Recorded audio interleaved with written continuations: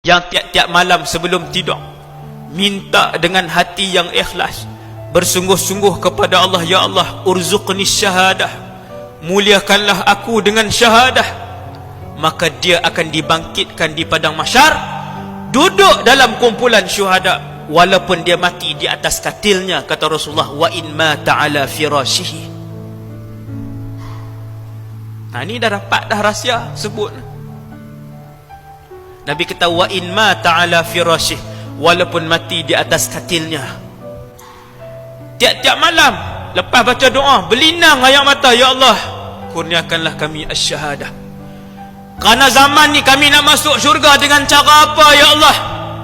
Zikir kami kurang, Quran kami kurang, sembahyang kami tidak khusyuk, sedekah kami kurang. Gaji 8,000, duit Jumaat RM5 ya boh. Punya kedekut, punya takut miskin. Nak masuk syurga apa? Punya takut miskin, nak masuk syurga.